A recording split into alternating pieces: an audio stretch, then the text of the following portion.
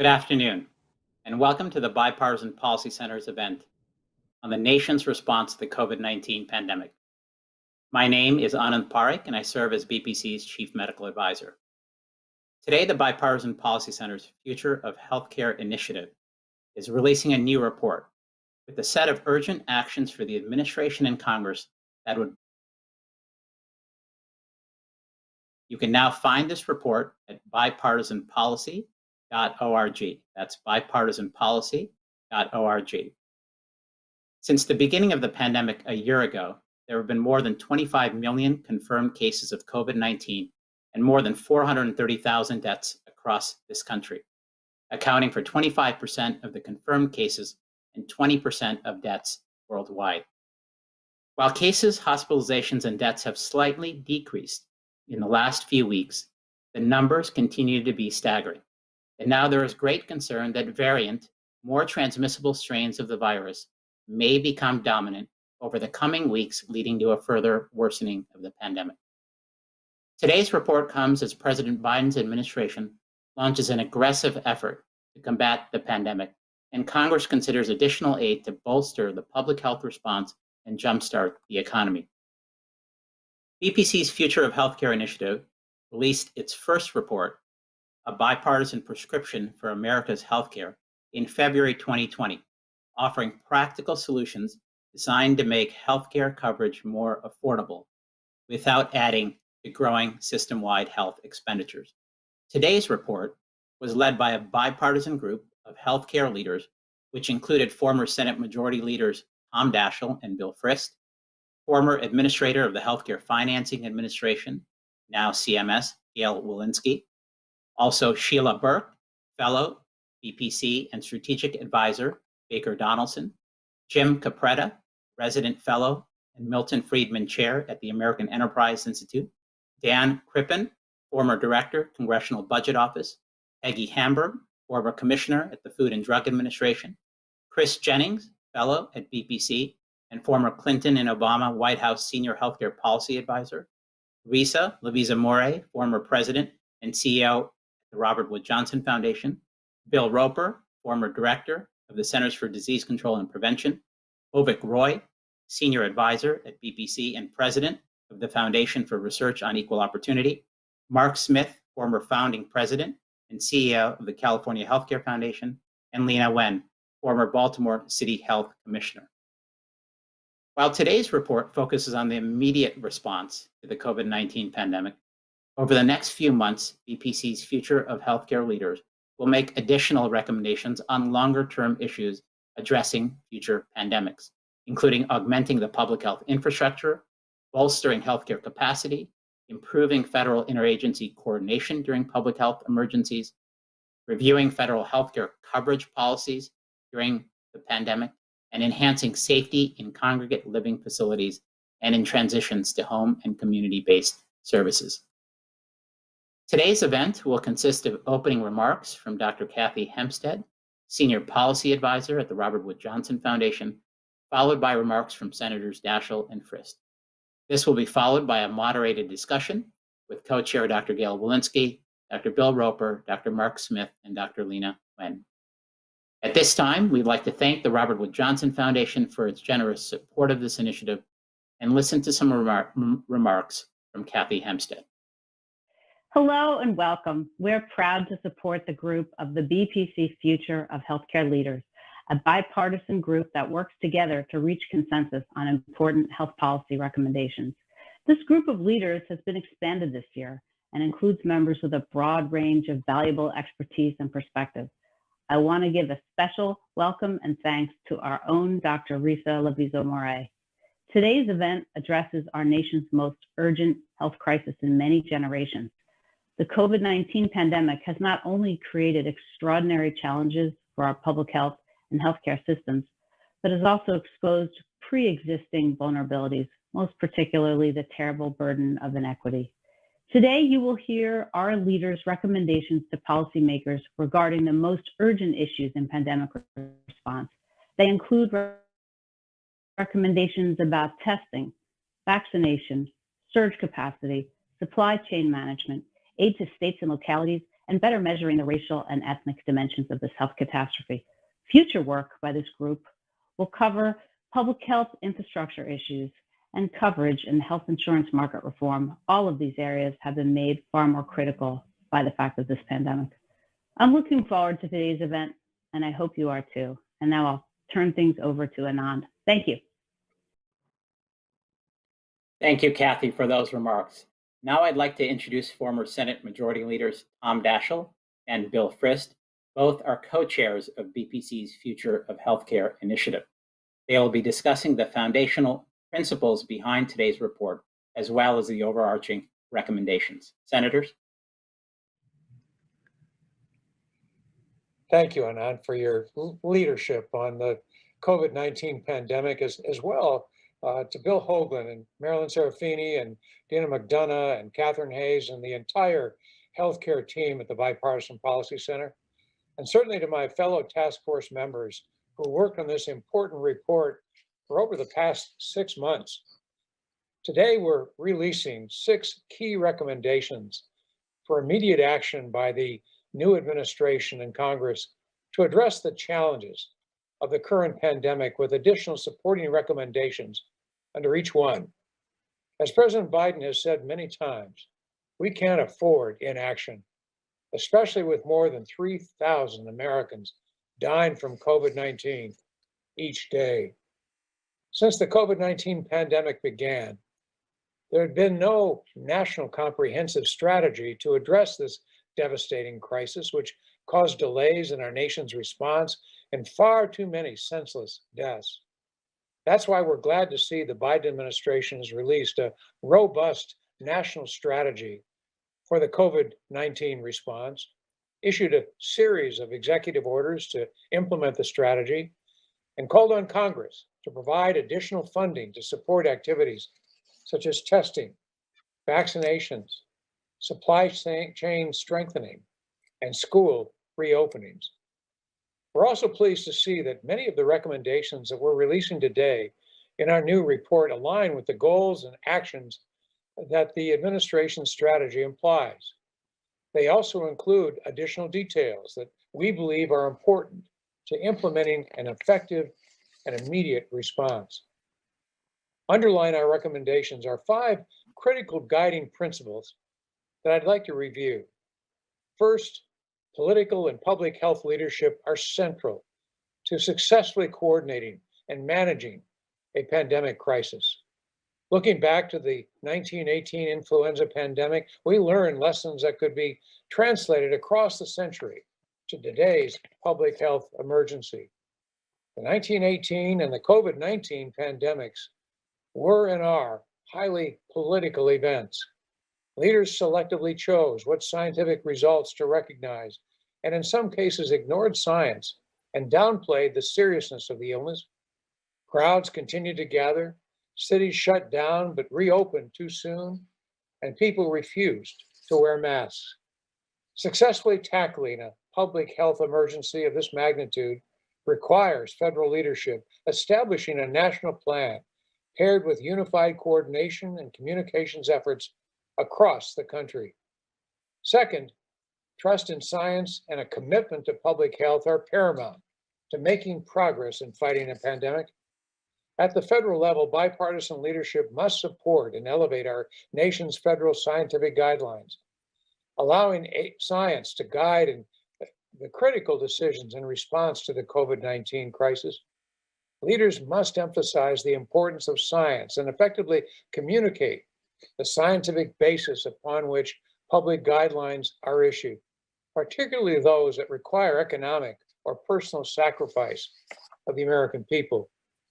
Restoring trust in our nation's health institutions, our leading health experts will demand transparency at all levels, with a focus on safety, efficacy, and equitable distribution of treatments and vaccines. National and state leaders should lead by example and adhere to the scientific guidelines by wearing masks, physically distancing, and obtaining the vaccine. Trust in science, our health agencies, and world-class scientists is imperative for reducing transmission, ensuring vaccine uptake, and successfully defeating the coronavirus. Third, national leaders must communicate and adhere to clear, consistent, and customized public health and safety messages and serve as role models. Transparent communication with the American people will ensure people understand and trust the scientific process and the tools and actions needed to end the pandemic. When new evidence emerges prompting public health leaders to update their scientific advice, it is imperative to communicate with humility and transparency. Sharing and repeating clear, consistent, and customized public health messages by trusted leaders at the national and local level will help change the conversations between people and on social media where many people keep informed. Tailoring messages and public education campaigns to focus more on empathy than authority or politics and target specific communities will go a long way towards changing behavior and moving public opinion. Fourth, federal, state, and local leaders, Democrats and Republicans, must take action to debunk conspiracy theories. Conspiracy theories have evolved around COVID-19 treatments and vaccines. Even the existence of the virus itself have been dangerous and put communities and individuals at greater risk of illness and death. Our political leaders need to speak out against these conspiracy theories and theorists and speak about what is actually known and true. Fifth, federal efforts must recognize and address vulnerable communities. Public officials must consider the unique experience of communities of color and other vulnerable populations, including Native and rural Americans. There must be recognition of the need for political leaders to engage with the American public in a culturally competent manner. This pandemic has also exposed the need to focus attention on our nation's nursing homes, where chronic conditions, understaffing, lack of accountability, and isolation have been hallmarks of COVID-19. An effective pandemic response must include a dedicated effort to address and mitigate the health disparities and unique challenges facing these vulnerable populations who are shouldering the burden of COVID cases, deaths, and hospitalizations. These principles are the foundation for the recommendations we're making today. So at this time, I'd like to introduce my friend and colleague, Senator Bill Frist, who will review the report's 6 key recommendations in detail. Bill? Thank you, Tom. And it's an honor to participate with you and release today's report that outlines bipartisan recommendations for accelerating our nation's public health response to the pandemic. I, too, want to thank my fellow task force members for reaching consensus on this report. This same spirit must carry over to Congress as it considers our stimulus relief package to support the COVID-19 response. As Senator Daschle mentioned, we are releasing 6 key recommendations today that align with the Biden administration's national COVID-19 strategy and include additional details that we believe are important to implementing an effective immediate response. Recommendation number 1, expand testing and contract tracing. We recommend the administration develop and implement a national testing strategy that reduces positivity rates in each state to under 5%. This is a well-established metric that gauges the sufficiency of testing as recognized by the World Health Organization. We also call on Congress to allocate additional funding required to implement this strategy. We believe a national testing strategy should detail how positivity rates should be defined and standardized and reported by states, should explain the amount and type of tests that are needed over the course of the pandemic. For example, diagnostic tests versus screenings. Highlight innovations in testing such as saliva and home tests. Include a user-friendly diagram for the public to understand which tests to obtain and under what circumstances. Produce algorithms for the use of tests in specific at-risk populations and high-risk settings. Offer guidance on the payment for these tests. Conduct a transparent analysis of the supply chain necessary for test production. Provide a time frame to achieve these stated goals. For states with a positivity rate higher than 10%, we recommend assigning tiger teams to these areas to assist local public health leaders in ascertaining and addressing testing and insufficiency. Number two, ensure that vaccine distribution and uptake is efficient, transparent, and equitable. Now, we recommend the administration launch a national COVID-19 vaccination campaign that ensures efficient and prompt vaccine distribution and educates Americans on the importance of obtaining a vaccine. The current delay in vaccine distribution must be reduced through coordination at the federal, state, and local levels to ensure there are ample, publicly accessible, and appropriately staffed vaccination rates.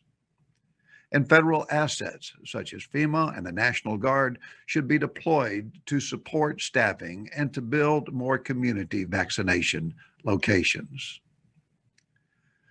To allocate the COVID-19 vaccine equitably, the administration should also reevaluate the decision to allocate vaccine to states on a per capita basis in order to optimize saving lives and reducing viral transmission. To achieve both of these goals, the administration should consider whether alternative allocation strategies and criteria, such as taking into account priority group population size or severity of outbreak, are warranted. Our report also calls for a national public education campaign that is based on science with a specific focus on communities of color, older adults, low-income Americans, and those living in disparate rural and urban geographic areas to ensure gaps do not develop over time. We strongly feel that healthcare professionals must also be a focus of this campaign, as their acceptance of the vaccine will help instill confidence in their patients to do the same. Number three, to support healthcare system surge capacity. We recommend that the administration direct HHS to engage in continuous quality improvement in its COVID-19 hospitalization dashboard, and to publicly disclose real-time healthcare system capacity data, such as ICU beds and staffing and PPE. An accessible and accurate dashboard will enable leaders at all levels of government to have better situational awareness and appropriately adjust the community mitigation measures. These data will also help identify settings with adequate capacity for designation as relief healthcare facilities. The HHS Protect Public Data Hub currently collects information from hospitals related to beds, staffing, and PPE availability. While facility level data on bed capacity, hospital admissions, emergency department visits have recently been added to the HHS Protect Public Data Hub, similar granular data on critical medical matters such as ventilators, medicines, and PPE could also be helpful. Number four, enhance supply chain management.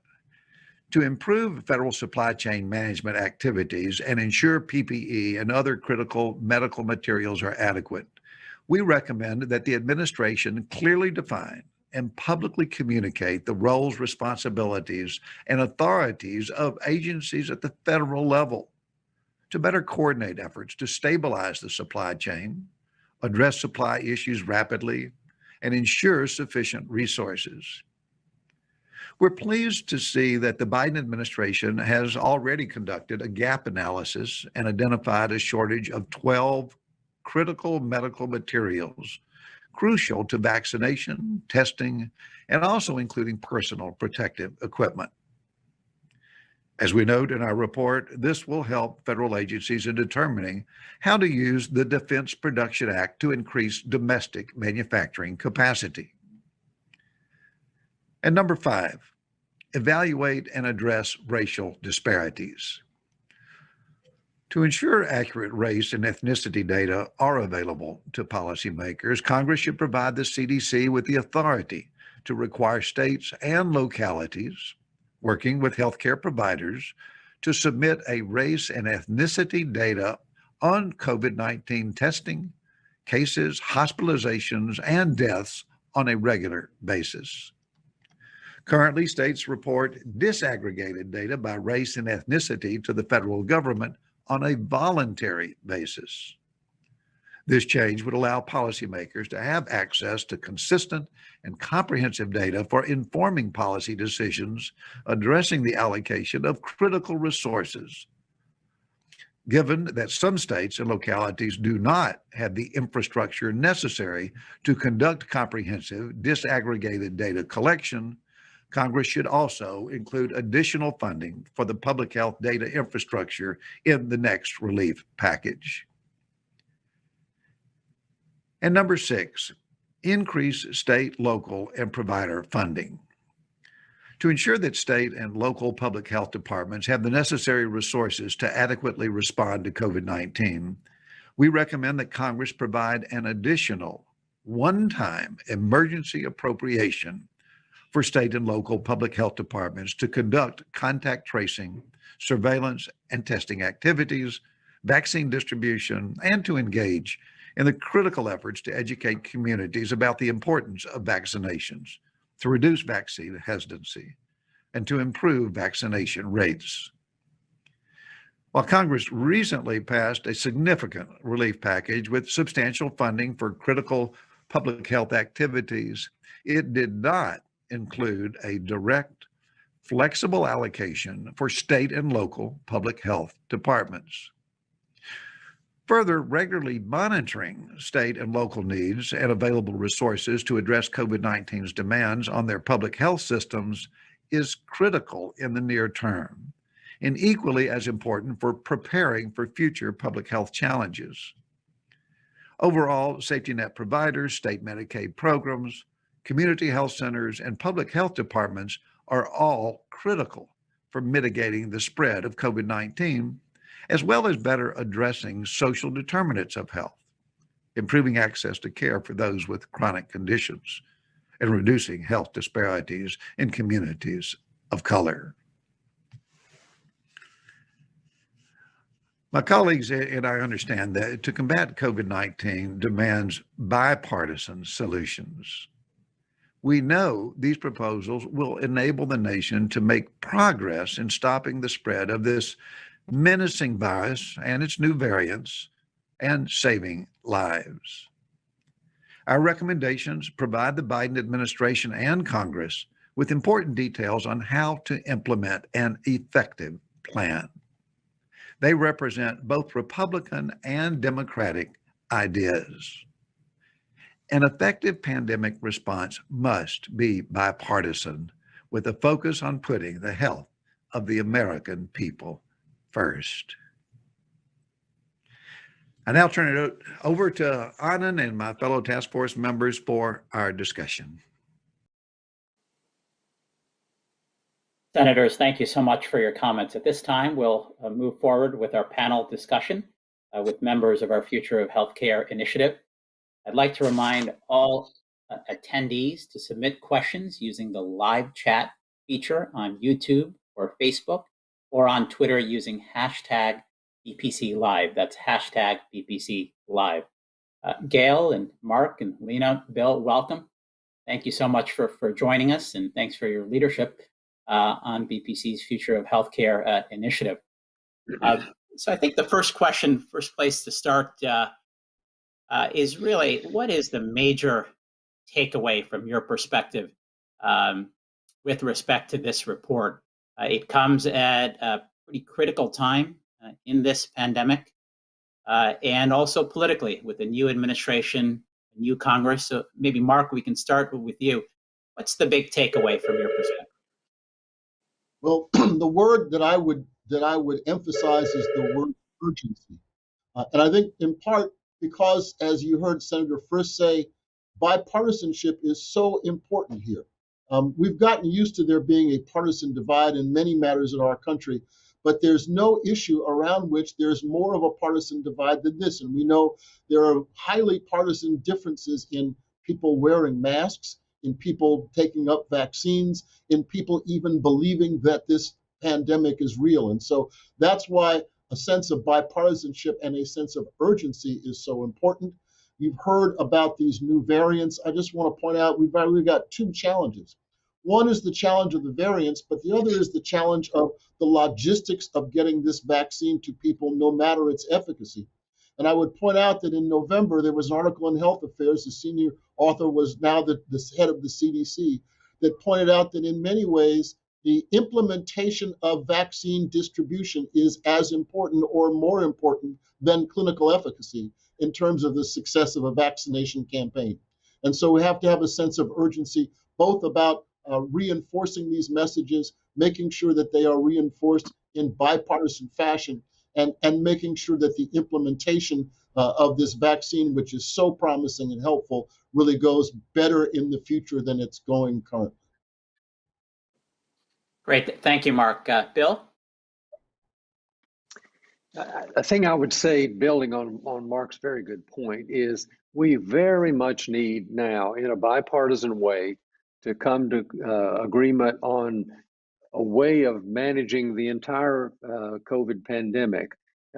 I think we've had a need for some time for greater federal leadership, and that will be able to guide the decisions that are made on testing and vaccine distribution and hospital and other healthcare surge capacity and disparities implications and on and on.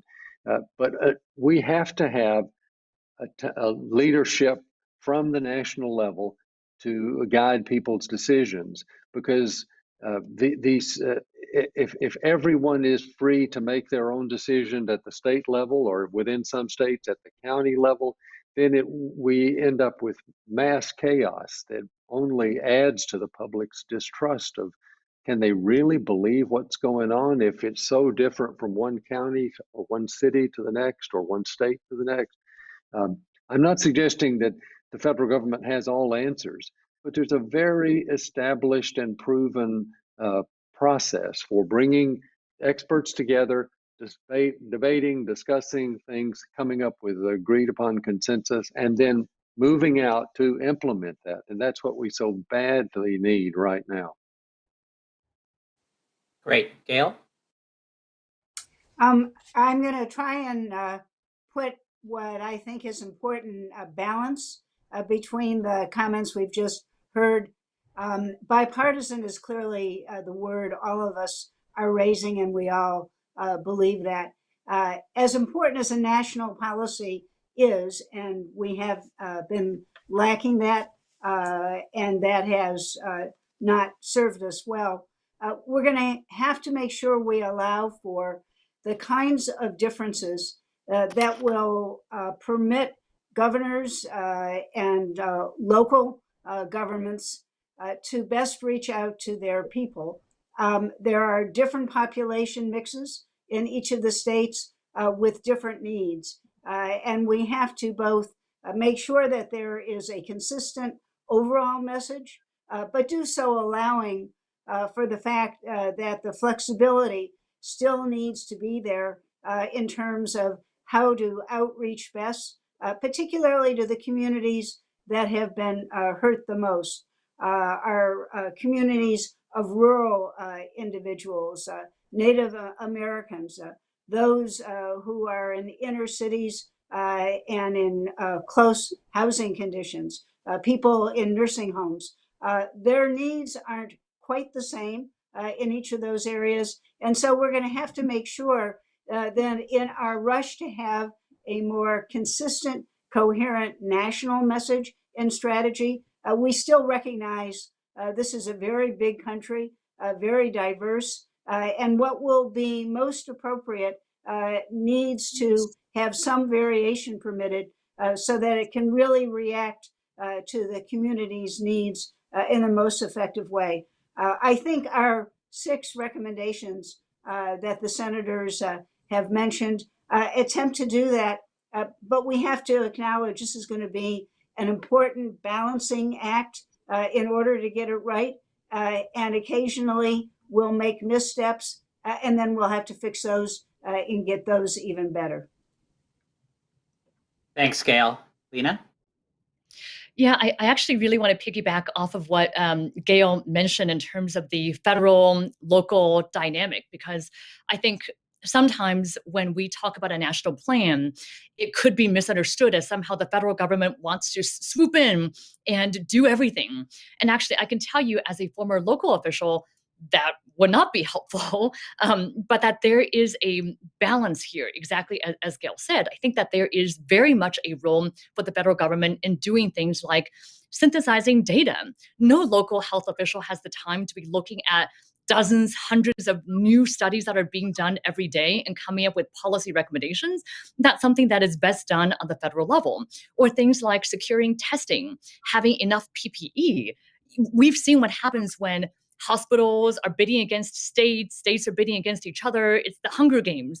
And that's not an appropriate way to do things. And also when there is not consistent messaging, as Mark was initially talking about, you also run into the problem of significantly eroding trust when various public leaders are saying different things from their own public health experts, or different people are saying things across different lines. And so I think that is an appropriate role of the federal government, having a national strategy, communicating national messaging, but at the same time, as Gail was saying, very much recognizing that the work is done on the ground, that everything that can be done to empower local officials to do their work, allowing for maximal flexibility, because these local officials know their communities the best. I would just say one more thing about the report, because others have emphasized why this urgency bipartisanship is so important. One more aspect that I am particularly proud of in this report is the emphasis on equity. That equity is embedded in every component of our recommendations, and I think that also is in the Biden plan that I think has long been neglected. But if it's anything that COVID has done, it has unveiled many of these underlying disparities. And now is the time for us to address not only how to improve care for some people, but actually how we should really embed equity into every aspect of the work. Great. Thank you, Lena. Thanks to all four of you. I want to start with a focus on vaccines and vaccinations. Mark has already alluded to this.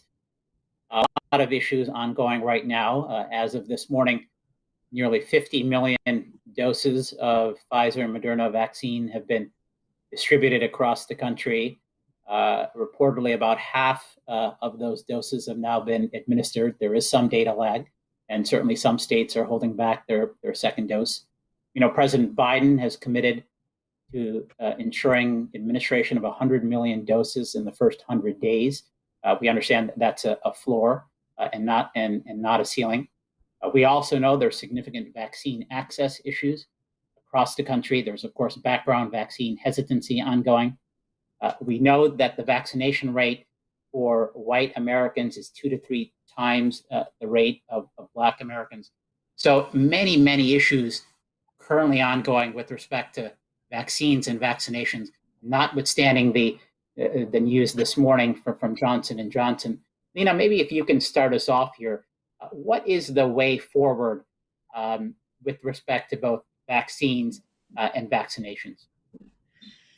Yeah, so I think if we look at the 3 major bottlenecks, because right now, and again, I think Bill had previously mentioned this, it's not just the development of the vaccine that's going to save lives. We know that it's the vaccination, the shots in arms, that's really critical. So what are the bottlenecks? I would break it down into 3 categories.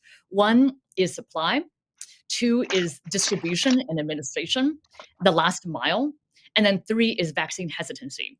And what our report attempts to do is address all of these components. So certainly we need to have more supply. I think that's very clear. There needs to be a national strategy around prompt around getting enough supply. But we also focus a lot of attention on the distribution aspect, recognizing again that this has to be a partnership between federal, state, locales, and with the third part, which is about vaccine hesitancy. Right now, demand far outstrips supply. And so it may seem to some as if it's premature to talk about this. However, we know that trust is not developed overnight, that there are many communities that, for a variety of understandable reasons, have hesitancy, have distrust of the medical profession. They've been experimented on unethically in the past, as an example, and we have to have that trust be earned and built over time. And so we talk about continuing to be transparent about the data, to make sure that we are enlisting trusted messengers, and to develop that message, having a national communication strategy to overcome vaccine hesitancy is going to be really important. I want to come back to this equity focus too, because our emphasis, of course, is on speed. It will do no one any good if there are millions of vaccines that are sitting in freezers.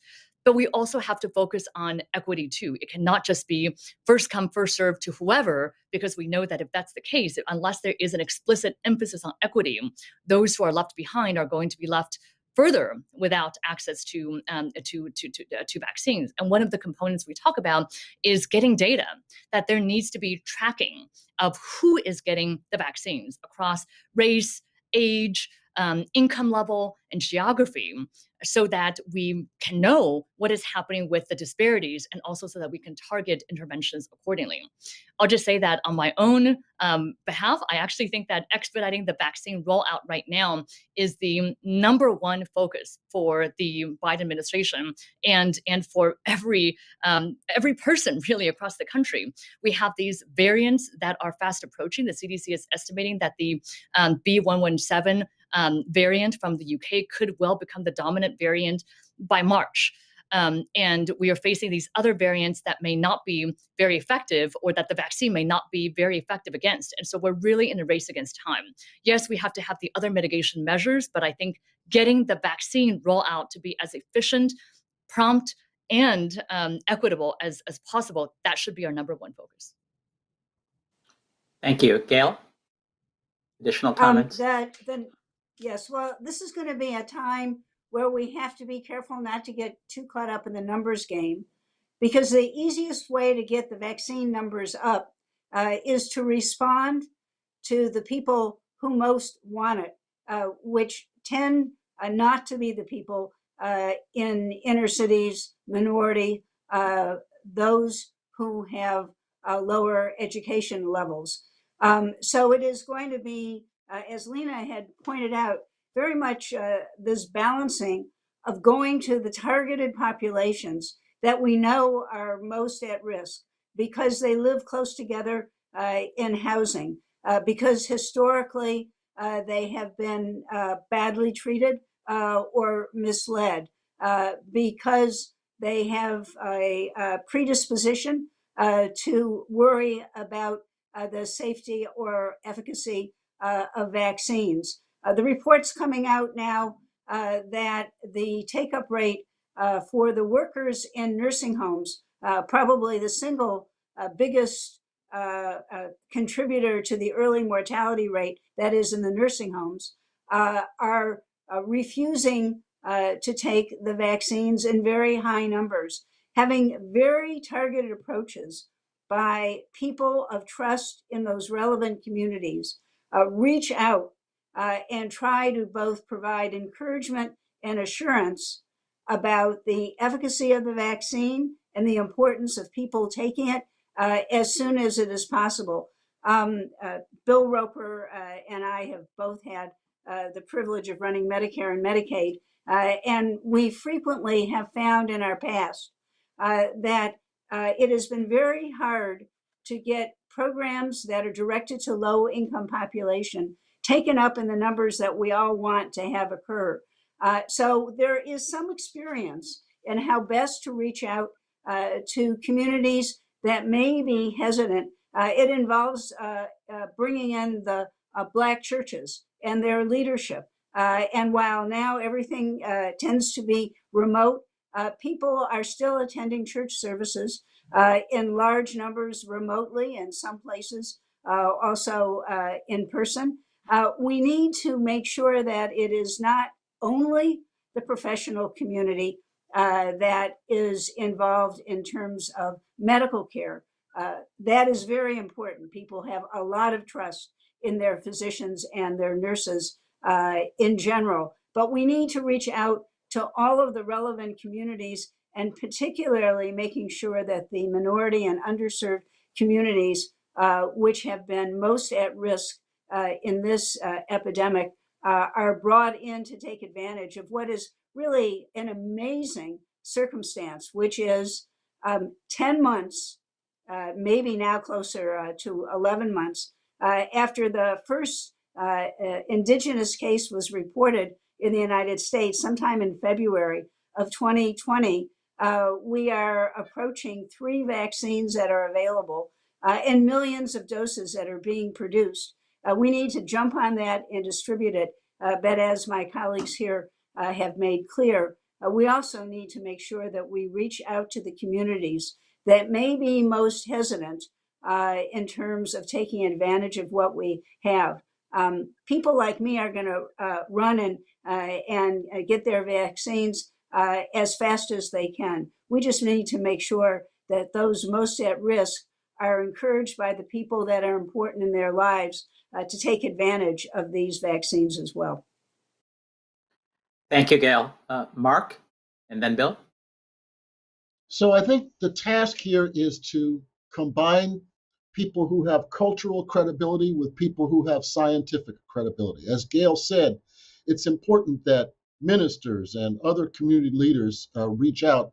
But it's also important, since some of the issue here is the scientific credibility and the skepticism that Black Americans quite understandably have about this and other issues, has to be overcome. So I think there are some encouraging examples. There's an effort by the historically Black medical colleges and the National Medical Association and the National Black Nurses Association to speak out. There's an effort being organized by all of the Black elected members of the National Academy of Medicine, of which I am proud to be one, to speak out. And so I think one needs to combine people who have some scientific credibility with the kinds of cultural credibility that celebrities and local community leaders have, because this is not going to get overcome overnight.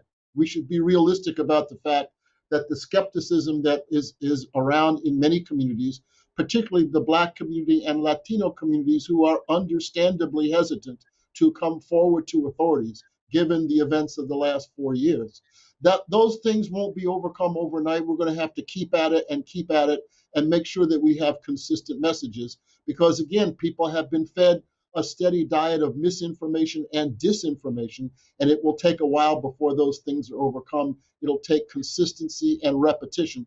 And I think it can be done, but it's not going to happen overnight. Thank you, Bill. So I just would add to the very good things that my colleagues have said at this point. When I was director of CDC in the 90s, we were 20 years after the uncovering of the horrible mistakes, tragedies that were perpetuated by the Tuskegee syphilis experiment. We're now 50 years after that time, and we're still paying a very heavy price for that. And we just need to acknowledge that that was a terrible mistake. People just were totally off base in what was done. And at the same time, we need to say, going forward, every day, we will be doing things in public health in an open and transparent way that invites the public in to understand why we're doing what we're doing, why the decisions are made the way they are. And those messages can most appropriately be put forward by, as Gail and Mark were saying, by people who are members of those communities, people of color, scientists, faith leaders, and others. That is so very important if we're going to get to take advantage of this wonderful scientific success of vaccines, as Gail was saying, 10 or 11 months into the epidemic. I trust that we're going to get this right, but it is not simple and it's not easy, and it won't be as quick as we wish it would be. But we have to trust that if we are truthful and consistent and open to the public and all the communities within the public, we'll get there. Thank you, Bill. I want to stick with you, Bill, and move to the topic of testing.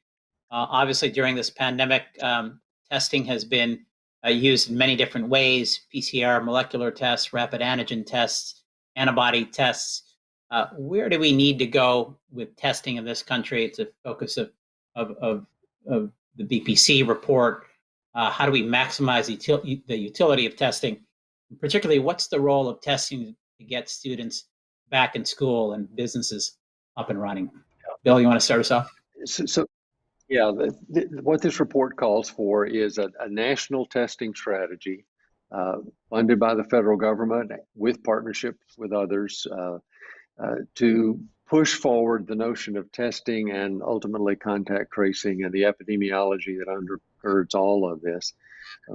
Just to pause for a minute, testing is not on its own going to yield the end of the epidemic. Testing is an important strategy in controlling the further spread of the epidemic, and it will be the thing that localities need to have in hand in order to make decisions about opening schools and opening businesses and how to do that safely, et cetera.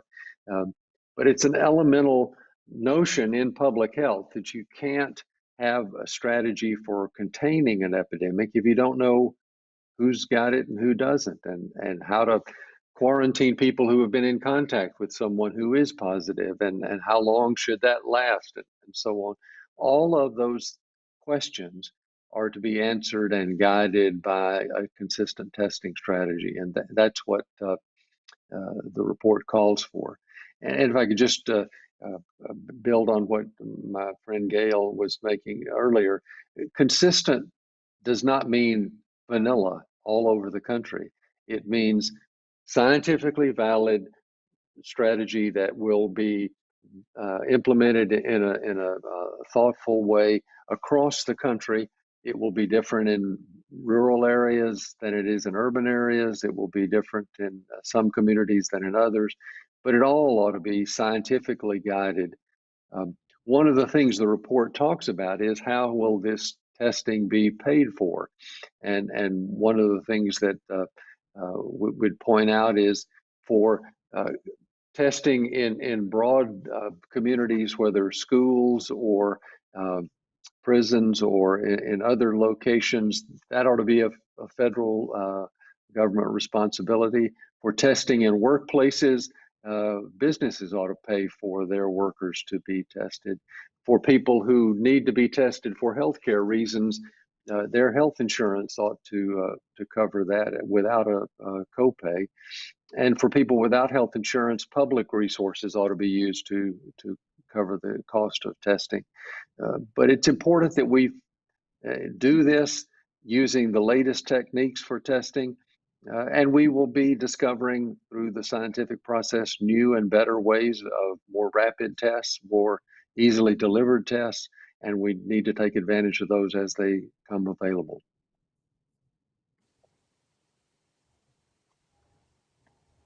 Lena, Gail? I didn't hear the question. I lost you a minute. Sorry, on testing. Yes. Yeah. There's something that I think, and we're talking about testing, that we don't usually talk about as much, and that has to do with what's going on in the supply chain. That's, to my mind at least, implied when we're talking about the testing protocols, making sure that we have adequate tests available, and discussing who should pay for that, either in general or as we're going through an epidemic. One of the things that has come out very clearly during this past 10-month period is how important it is to do something that's referred to as supply chain management, which we in the United States don't tend to focus on very much, in terms of making sure that the places that are delivering care have knowledge about and access to where materials are, and that when they need them, they can get them, and that there is some kind of centralized federal management of this information system, and to make sure especially that hospitals are able on a facility basis to know what's around and how to access what they need. We have here the periodic shortages. This is, I gather, a very big issue right now in California, where because they have had a surge in January in terms of the number of cases post holiday travel, that a number of the hospitals are running out of very basic material and treating patients like ventilators and oxygen and other supplies. Having an opportunity when we are able to catch our breath a little from the pandemic to review issues like surge capacity, to review issues about supply chain management, not the kinds of things that those of us who are in public policy tend to focus on very often, but which in an epidemic like the one we have been in become vitally important. Sometimes the difference between life and death in terms of whether or not a facility can provide the kind of care it needs to for its patients becomes very clear. And I think it will require some very thoughtful future planning as we begin to feel like we are making progress about getting our arms around the current epidemic, that we have better systems in place for tracking the equipment that is needed, the general supply chain management focus, and that we know who is supposed to be responsible for maintaining adequate supplies at a national level. Because for my mind, based on the reading I've done and talking to people like the colleagues on this panel, we need to assume that once we get through this particular epidemic, this is probably not the last virus epidemic we're going to have in our lifetimes. We've already experienced several in the past 10 to 15 years, and we ought to assume, as Lena was talking about, some of the new variants that are already being observed, which right now look like they're responsive to the vaccines we have out, but the newer variants that come or the next virus that strikes will raise many of these issues again. We need to be able to put in place better systems of processes so that we can be prepared for when this happens, having learned from having been hit so hard during these past 10 months. Thank you, Gail. Mark, and then Lena. So let me try to gather things that all three of my colleagues have said that relate to testing. You heard Dr. Roper talk about the need for federal leadership. You heard Gail talk about the need for local flexibility, and you heard Dr. Nguyen talk about the lack of resources by local and state officials. So on the subject of testing, I think one of the important things for the federal government to be doing is reestablishing the supremacy and the competence and integrity of federal agencies that can guide people to know what tests are appropriate in what circumstances, what their actual sensitivity and specificities are, which ones could be used where. So now we're beginning to see the flowering of a private sector that's delivering and marketing various tests. And on the one hand, that's a good thing. On the other, it's now the wild, wild west. And every school district and every employer and every health department is kind of on their own to try to somehow read the literature or believe or not believe the marketing information by the makers of these tests. And we've already seen some kind of tragic missteps. So I think as more and more private sector test manufacturers get involved, as we get more and more home tests and saliva tests and other kinds of tests, there's really a role for the federal government, not in deciding exactly how they get applied in each local area, but having the level of scientific authority that can allow local agencies to apply these tests in appropriate ways, because there's no way that local authorities could do that scientific work. Great. Lena? Just adding to what my colleague said, is specifically as it pertains to this report, completely agree about the idea of having a national strategy. Also agree that if we do not have a testing strategy, we've seen again what happens, right? Our proof is what happened in the last year, where we were essentially flying blind. That one case turned out to be the canary in the coal mine. And in fact, that is what we're seeing now when it comes to these variants. That cover a couple of cases here or there, but almost certainly they're not the only cases that exist. And so understanding testing as part of the overall strategy is really important. Just on the point of variance, because I think everybody else covered the other components. But one part of the report is specifically emphasizing the importance of continuing to monitor the tests that are approved and distributed as well. And actually, the FDA has come out in the last couple of weeks to say that there might be concern about the existing tests and their ability to pick up on these variants. Now, the data are still in the process of being collected. They're saying that just be on the lookout basically to clinicians if there are patients who might have a high pretest probability of having COVID, but they're testing negative. Is it because there is a variant and they're not picking up on that? I think that component is part of our report as well, just the idea that there needs to be a strategy, but that strategy needs to be continually revised, especially as the science continues to evolve. Great. Thank you, Lena. I want to move to surge capacity. And Gail, maybe we can start with you. I think we've seen it really across the country where there's been a dramatic influx or rapid increase in COVID cases. Many health systems have been entirely overwhelmed, whether that's dealing with insufficient PPE or ICU beds or simply having an inadequate health workforce. What's the best way to ensure these health systems receive the support they need when they need to ramp up in the face of a surge of hospitalizations? Probably the single concept, if we could get it across with regard to surge capacity, is called CQI, the Continuous Quality Improvement.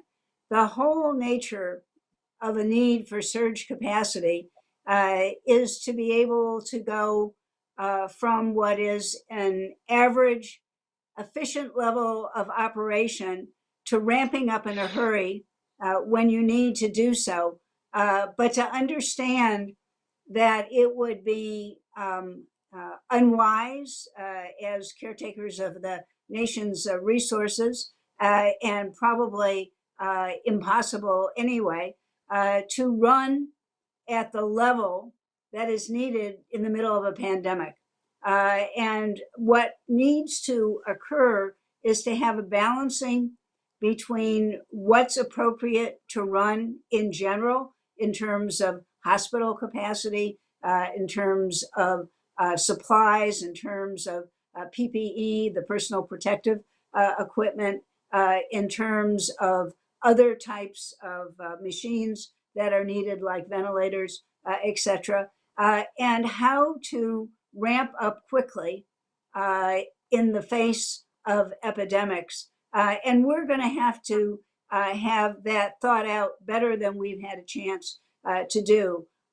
We saw in the beginning of the epidemic that there was some use of field hospital equipment from the military, some mobilization, actually, of some of the military equipment. There was a movement of the Mercy and Comfort, the Navy's hospital ships, around to New York. As it turns out, those weren't needed. That wasn't really where the constraints in New York were felt most.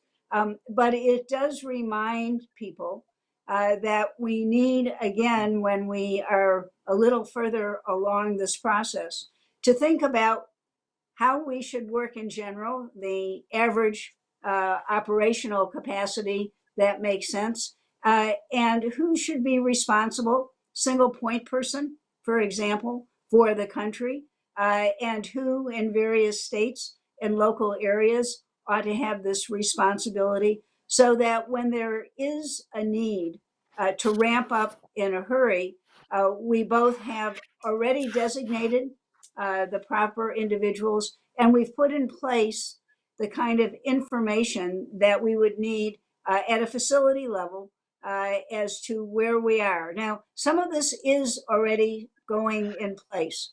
There is a hospitalization dashboard that has been put in place by HHS.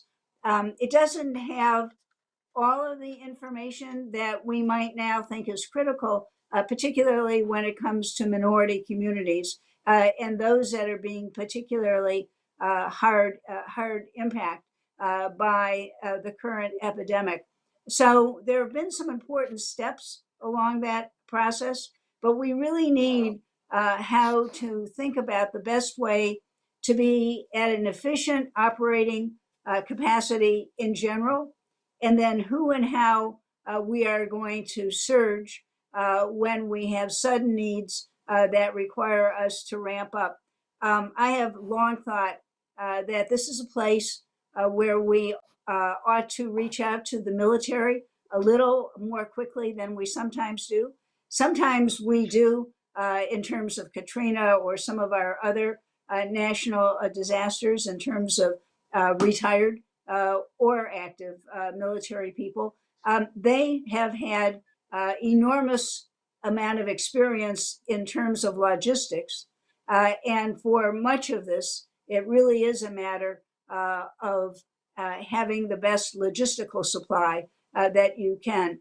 These are, again, the kinds of things that we need to both be thinking about now, but especially to put us in a better position than we were when the next virus comes along and hits the country. Thank you, Gail.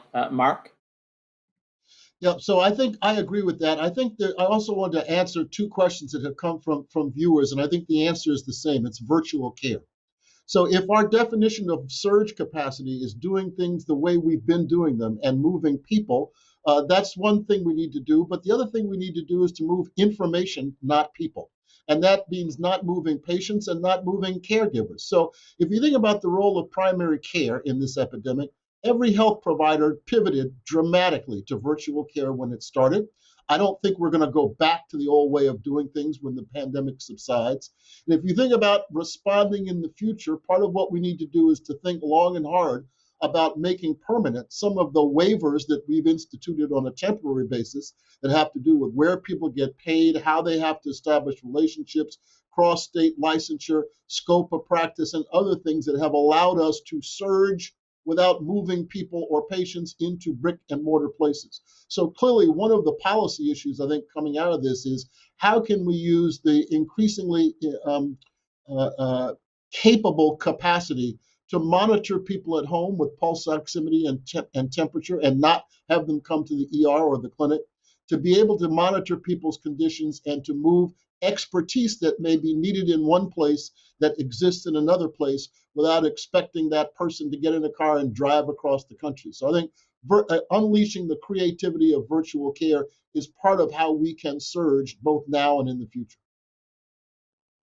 Great. Thank you, Mark. And thank you for weaving in some of the excellent YouTube questions we're getting in real time. So that was terrific. Any additional comments on this topic, either from Lena or Bill?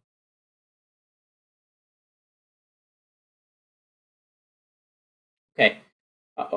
I do want to spend a few minutes. It's all very important to us. We've talked about this already during today's event.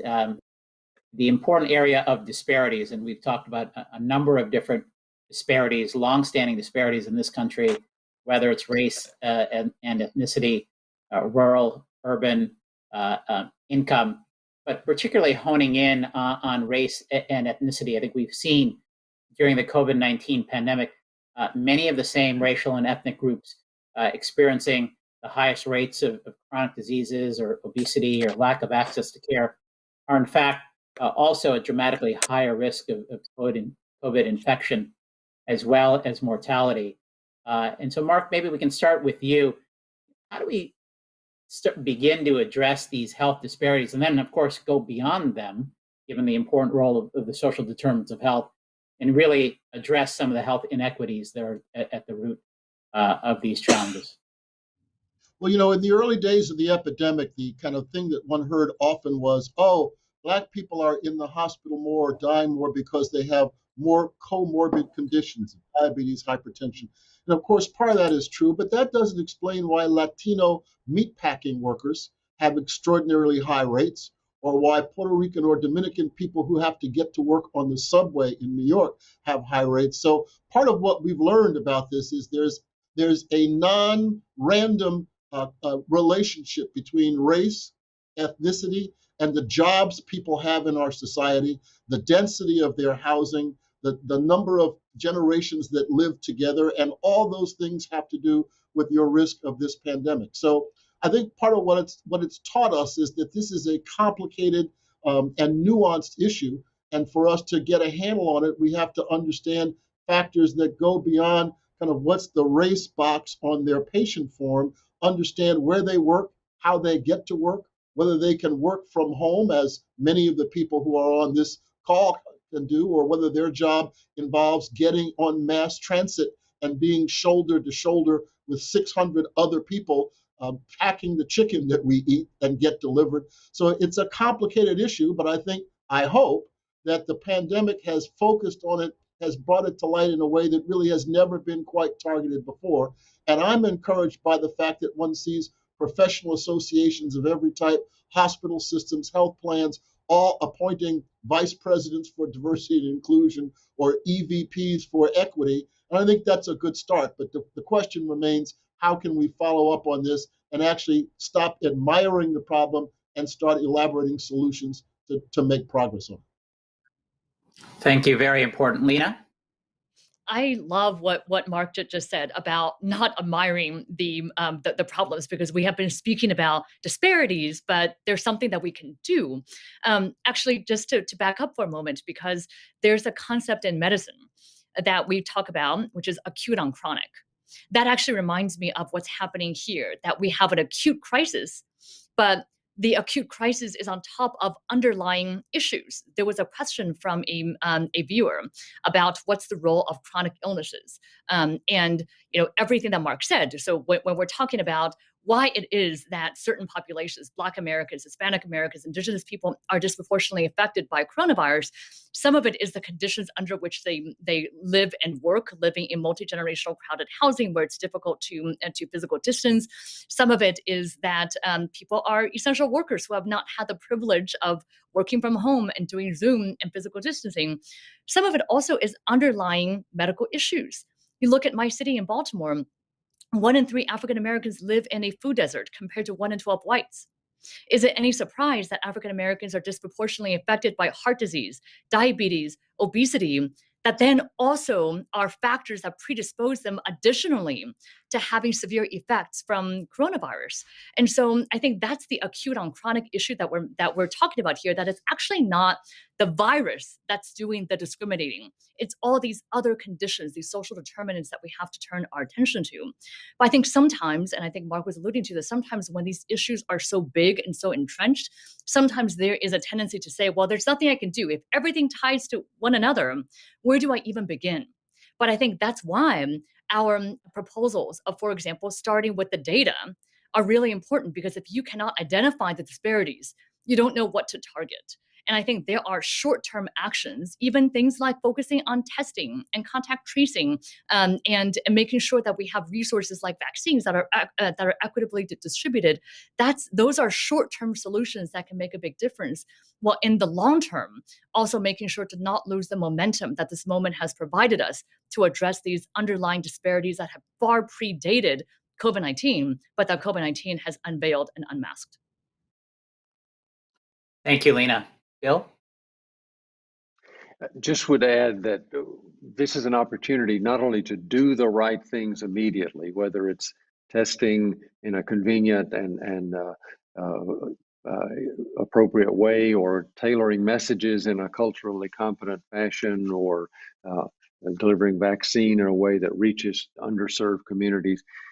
Right now, we need to be gathering data and beginning to do the studies that will inform how this is handled next year and 5 years and 10 years from now. There's a great opportunity, and I just would urge, the report actually urges the Congress to direct the CDC and other federal agencies to fund the research that needs to be done to inform decision making in the future. Great. Gail? I'm still thinking about the comments that Mark and Lena have made, and that is Mark's very poignant phrase, which I wrote down: "Stop admiring the problem." I'm going to remember that and focus on the solutions, but also this concept of focusing on where people live and work, the so-called social determinants of health. And while it is easy to feel overwhelmed when you think about the social determinants of health, I think our experience now with the epidemic has shown us that we can't not consider these issues if we want to have a long-term resolution to some of the problems that we have seen. We don't have to deal with all of them at once, but as we start coming out, as we appear to be, from this epidemic, although we'll see whether or not the mutations, the variations that are already being reported both from South Africa and the UK form another major hurdle for us to get over. We really do need to start tackling piecemeal, if that's what we can do, some of these social determinants of health, the places where people live and work and age, because it does come back to impact everything else we do. We don't have to solve them all at once. We won't solve them all at once. We can think about starting at both most vulnerable ages, the very young and the very old, and what we can do to make a difference there, and pick off places as we can. I think that the focus of our report has correctly indicated the various pieces that need to be put in place, having a national strategy and looking at a vaccine campaign and looking at these technical issues like supply chain management and surge capacity. But probably the experience with the epidemic has, more than almost anything else, indicated the differential vulnerability of some of our populations and indicated the importance of attacking them however we can, so that we can make some progress on these issues. Thank you, Gail, and really thanks to all of you for your comments there. And I think all of you and the full group really in the report go beyond just looking at healthcare disparities and calling for really an approach that looks at the underlying inequities and social determinants of health. So thank you for your comments there.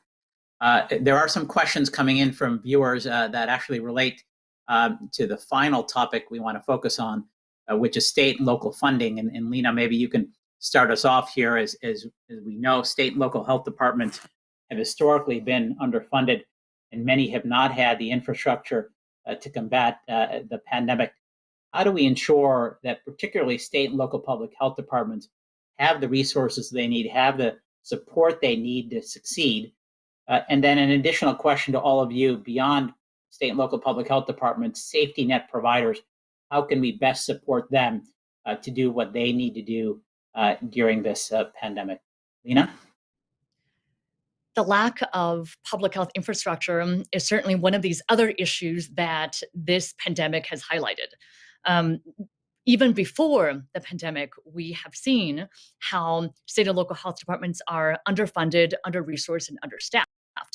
impact. They have lost about 30% of their workforce in the last 20 years. And so even again before COVID hit, if you look at local health departments, you saw people who were having multiple jobs where if any kind of emergency hit, even when we had, for example, in Baltimore, when we had a snow emergency, people had to be pulled off of their school health work or maternal and child health work. And basically, there was no capacity to take on anything new because people were already stretched so thin.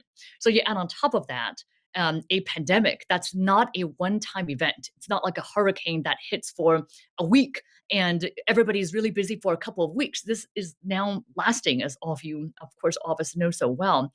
And then we're adding on top of all the testing, contact tracing, public education that local health departments are doing. We're asking them to all on the process of this most ambitious vaccination program our country has ever seen. And so I think it should be of no surprise that the vaccination program has really faltered. And I give all of this context because it's in this milieu that we came up with this particular focus and recommendation that we need at the very least this one-time allocation of funding that also very importantly includes maximal flexibility to meet the needs of individual communities because they know what their needs are the best. Speaking for myself, I think that we need far more than a one-time allocation. These are continuing needs. I think, again, I'm speaking for myself here. I think that now what the Biden team has done in terms of saying we need more workforce and in saying we need 100,000 new health workers in public health is really good. Although it still remains for me to see what's going to happen to these people after the pandemic. I think we definitely need more health workers. But until we as a country can really understand that the local and state health departments are our safety net, they provide healthcare, they also are critical in preventing diseases from spreading and in taking care of so many other priorities, whether it's seniors or children or the opioid epidemic or chronic diseases. Until we can really understand that, we are going to continue to see not only pandemics come up again, but also lack of attention to our most vulnerable. So I hope that we'll see an attention to this critical idea of funding local and state health department infrastructure moving forward too.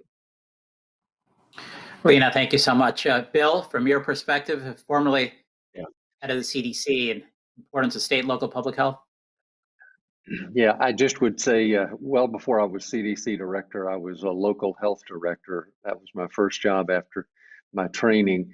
And as Dr. Nguyen just said, these agencies have been chronically underfunded, and we seem repeatedly to be learning the same lesson over again. And that is we need this local infrastructure to do very important functions. But we don't have a sustained way of funding such local and state public health. We do it in one-time boluses. So yes, I fully agree with this report's request for a one-time surge in funding, but we need continued funding over the long haul if this is going to be in place for the next epidemic, as surely will come. Thank you. Mark? So a lot of things have made me sad and angry over the course of the last year. But I don't think there's anything that's made me sadder or angrier than to see local health officials who now have to have bodyguards and bulletproof vests because they are caught between an epidemic with which they've had very little support and consistent guidance from the federal government and kind of toxic extremists and desperate people in their own local communities. So it seems to me that part of what we have to do, we said in the report that they need funding, and they do.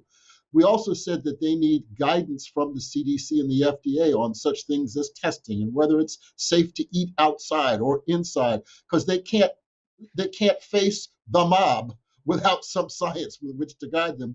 But I also think it's important for us to recognize just the kind of stress that they've been under. And I think we talked before about the relief package. I think combining the relief package with our other recommendations is important in part because people who may not be extremists or vaccine deniers or pandemic deniers are desperate. And local public health officers are often the people who are bringing them the bad news or the messengers for the kind of compromises and sacrifices that we have to make. And so I think their job will be easier if we can try to help support other small business people and other people through this pandemic economically. So they need economic support, but they also need moral support, because I can't imagine that I could look forward, hopefully, to a career in public health if I thought I was going to be at odds with many people in my local community over things that are largely beyond my control. So I think we just need to acknowledge they too have had a really tough time here and they deserve our support. Thanks, Mark. Gail? As the economist on this group, I'm going to raise something that I know my colleagues know only too well and have heard too often. We're going to have to decide, is this more money that we need to spend, or should we be primarily reallocating some of the 18% of our GDP we all spend on healthcare, but don't spend as well as we might? The rational response would be to do some reallocation of that very large amount of money. But the easier political response is that will cause a lot of unhappiness by those who are used to receiving assistance, care, and financial payment under the existing system. So it's easier to say, make these additions to what we already spend. That is going to be an issue that we're going to have to avoid to face at some extent because of our aging population and what it's doing to Medicare. And now what we have seen get raised during this epidemic period in terms of not having made investments for years in local public health departments and what that produces. My prediction is we'll probably mostly end up spending more than reallocating. But we do have these serious issues that we are going to be confronting as a nation because they don't occur in a vacuum.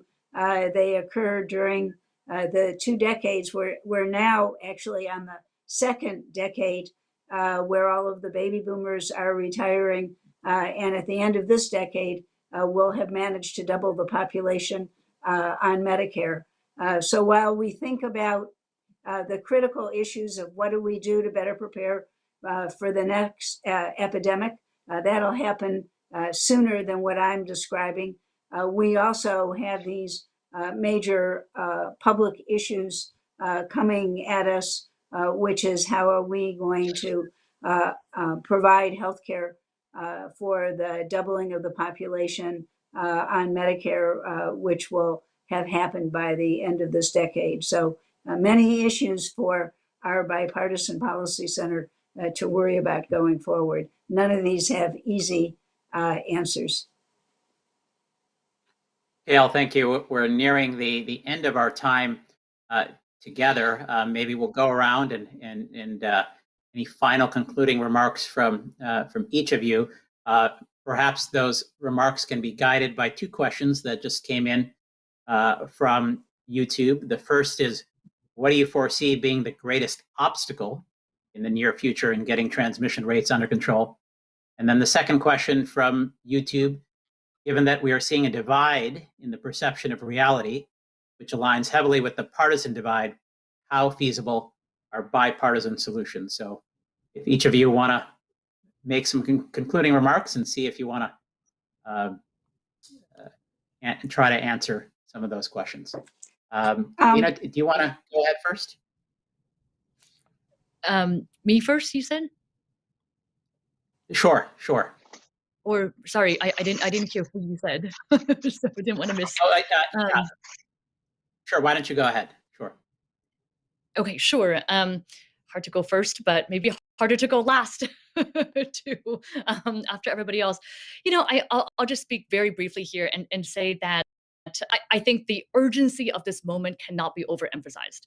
That unless we're able to get this pandemic under control, we're also not able to get the other aspects of our lives and our economy and everything else back either.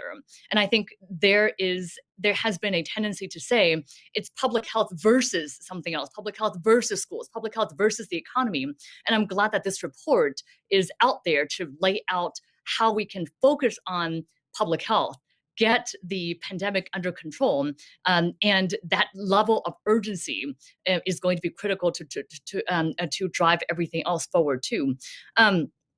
I think the other component or the other thing that I'll add just to answer the question that you raised about what's the major barrier, I think it is the hearts and minds issue.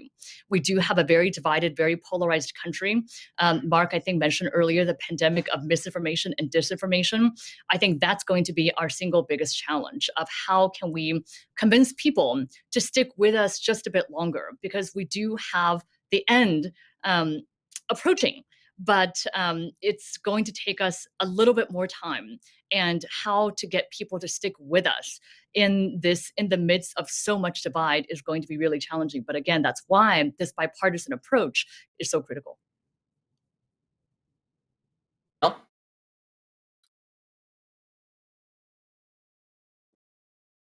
Did you call on me? I'm sorry, I didn't hear what you said. Anand? Oh, okay. Two things that I would say. The first of all is, yes, we will always have, and we surely do have right now, disagreements across the political spectrum, left, right, center, red, blue, etc. This bipartisan effort that we're putting forward today is an effort to say we need to come together to find solutions that work and see to their implementation.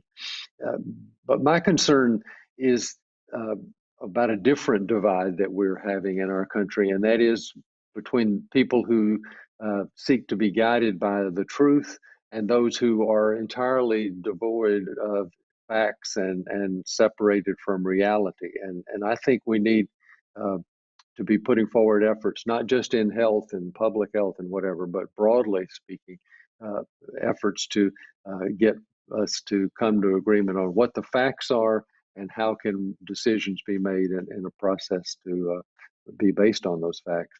The second thing I'd say is we need the best of science and the best of politics to deal with the public health crisis. Yes, we need the best scientists around, but we need political leaders to come together in a democracy to debate, discuss, come to consensus where possible, to take votes, because that's the way we make decisions in a free society. And we need both science and politics working together to deal with this. thank you, Bill. Gail, and then Mark. The greatest obstacle is pandemic fatigue. I think we are seeing that people just are desperate to get back to living their lives, even if in especially some parts of the country, it is especially unsafe to do that. And all of us need to heed the basic public health precautions of dealing with this pandemic in terms of mask wearing and hand sanitation, etc. The most serious problem is the partisan divide. And my colleagues have mentioned this. I don't know how we heal the country, but I just want to remind people, particularly the winning side, because that's where the power is, that the country remains very divided. President Biden is our president, but some 74 million people voted for the other candidate, so to speak. And that's a very large number of Americans who need to be made to feel that the democracy is working and is important, that they continue to participate in it as opposed to going off to opposing camps. It's, of course, why all of us devote our time to the Bipartisan Policy Center, because we believe that with our heart and soul. Gail, thank you. Mark, you have the final word. We have about a minute left. Go ahead, Mark. Well, as I've been doing for many years, I'd like to associate myself with Dr. Roper's remarks. I think it's possible to heal the country. You can't heal people who can't distinguish fact from fiction. But among that 70 million people that Gail referenced, I believe that in the end, it is possible for patriotism to prevail over partisanship, at least for the majority. That may be naive. It may be naive in Washington, but my sense is out in the country, to the extent that the vaccine can be rolled out and people can be educated about the truth, and they can begin to see their lives get back to normal. This fever will break, and we'll be able to move forward. Won't be easy, but it will take skill and empathy on everybody's part. But I'm reasonably optimistic that we can get there. Well, let me just say thank you to all four of you. Thank you for your leadership, your expertise, and your service. Thanks to the entire Future of Health group for really finding bipartisan consensus and showing the nation a bipartisan way forward. I want to also thank the BPC Health team for all of its efforts in this project. And really thank you to the audience for your superb questions. Hope you found this program informative, enlightening, as well as valuable. Please visit our website at bipartisanpolicy.org, where you can download the full report with its recommendations. With that, take care, stay safe, and we'll see you soon. Thank you again.